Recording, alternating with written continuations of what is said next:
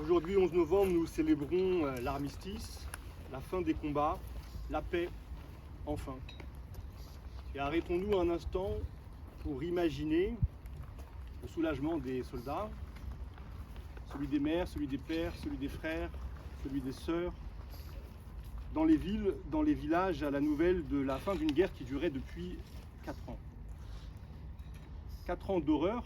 La Première Guerre mondiale est une guerre totale qui mobilise l'industrie, la technique, l'arrière dans son entier, les femmes, les colonies.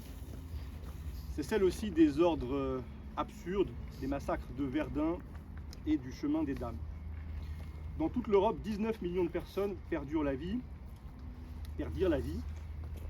au cours de la seule bataille de la Somme qui dura 4 mois. 1,2 million d'hommes sont morts, c'est l'équivalent de la population actuelle de la totalité du Val d'Oise. Comment les soldats ont-ils tenu? Comment ont-ils supporté les obus, la boue, les rats, les poux, le froid, les gaz, la mort, partout, tout le temps? Cette question, elle est aujourd'hui encore l'objet de débats, de discussions entre historiens.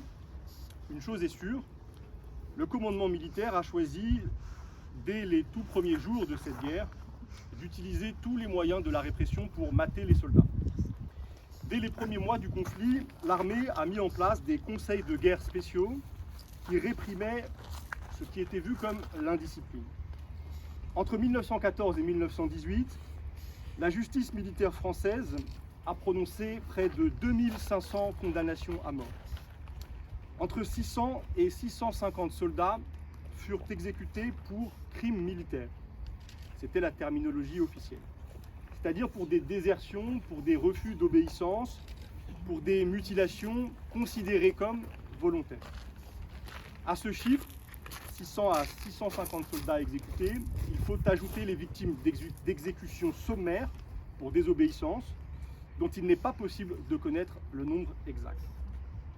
Ces hommes sont entrés dans la mémoire collective sous le terme de fusillés pour l'exemple. Pour l'exemple, car ces exécutions cherchaient à faire peur. Ce n'était pas le règne de la justice, c'était le règne de l'arbitraire.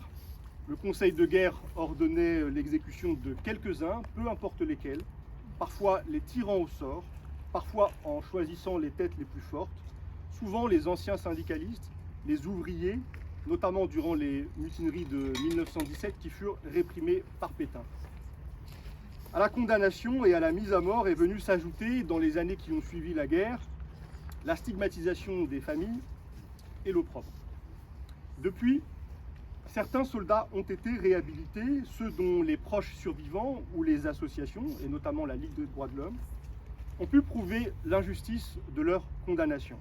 Mais cela ne suffit pas. Cette réhabilitation doit désormais être collective, car nous devons réparer aujourd'hui l'injustice collective dont ces hommes furent victimes et reconnaître que le commandement militaire a lui-même participé à l'horreur de la guerre. Mon collègue Bastien Lachaud, député de Seine-Saint-Denis, a porté une proposition de loi visant à réhabiliter les 639 militaires fusillés pour l'exemple durant la Première Guerre mondiale. Cette proposition de loi a été adoptée en première lecture par l'Assemblée nationale le 13 janvier 2022.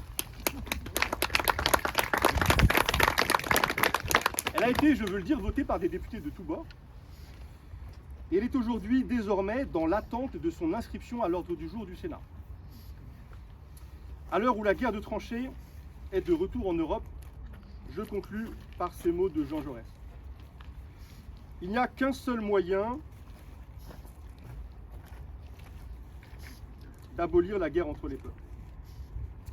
C'est de substituer à la lutte universelle pour la vie, qui aboutit à une lutte universelle sur les champs de bataille, un régime de concorde sociale et d'unité.